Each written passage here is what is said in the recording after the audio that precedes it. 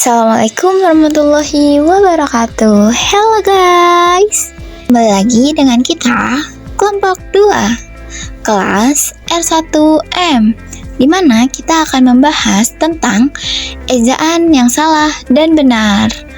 Jangan lupa ditonton, di like, di comment, and subscribe. Berikut adalah anggota kelompoknya.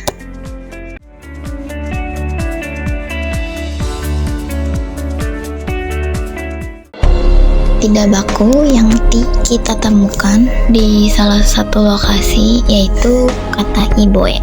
Iboe bukan termasuk kata baku karena masih menggunakan zaman dahulu.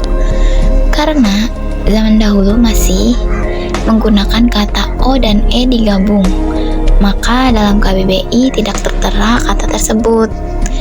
Seperti contoh berikut. Dari kata iboe kan tidak baku. Nah, iboe itu kata bakunya adalah ibu. Menurut KBBI, ibu itu termasuk bahasa baku yang memiliki arti seseorang wanita yang melahirkan anak dan bisa disebut juga sebagai orang tua perempuan. Kesempatan kali ini kita akan membahas bahasa tidak baku yang kita temukan di salah satu tempat yang bertulis moesoe, yang dimana kata tersebut tidak terdapat dalam KBBI karena masih menggunakan bahasa zaman dahulu. Sedangkan bahasa baku dari kata moesoe adalah musuh, yang dimana dalam KBBI musuh termasuk bahasa baku dan terdeteksi dalam KBBI. Musuh memiliki arti berkelahi, bertarung, berperang, dan lain-lain. Nah, ini adalah salah satu contoh bahasa tidak baku dari fotokopi. Di atas ada tulisan fotokopi, yang dimana kata tersebut dicampur dengan bahasa Inggris, yaitu copy atau artinya salin.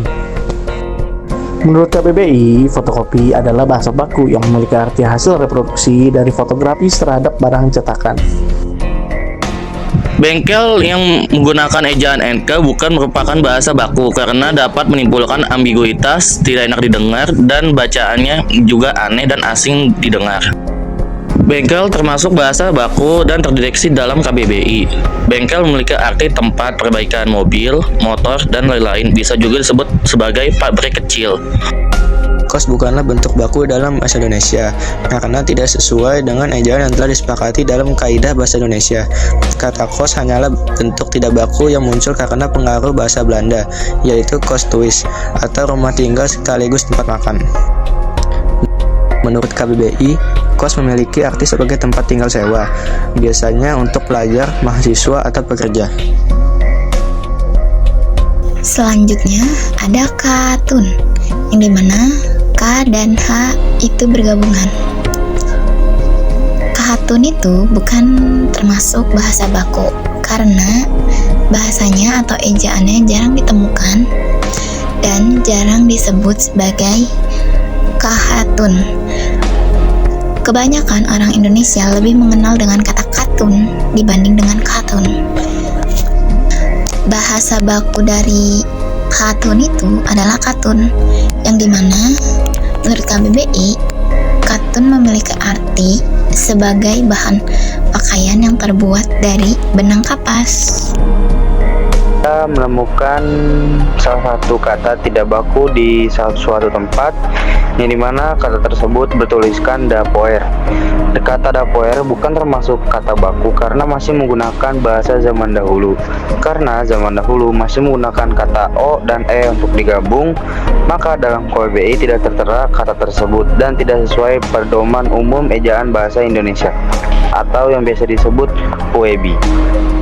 Sedangkan bahasa baku dari dapoer adalah dapur.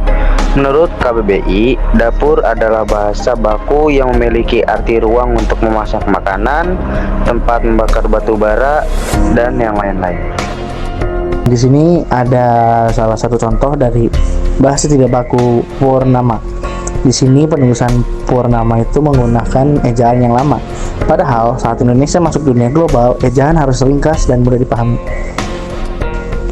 Menurut KBBI, kata dari purnama termasuk kata baku yang mempunyai arti saat bulan bundar besar atau bilang bulan penuh. Bisa juga bermakna malam tanggal 15 pada kalender bulan. Kata praktek termasuk tidak baku karena kesalahan akibat pengaruh pelafalan sehari-hari. Banyak orang mengucapkan kata ini dengan bunyi akhiran ek yang menjadi praktek. Padahal ejaan baku tetapnya adalah menggunakan ik, sama seperti kata teknik bukan teknik, atau logik bukan logik.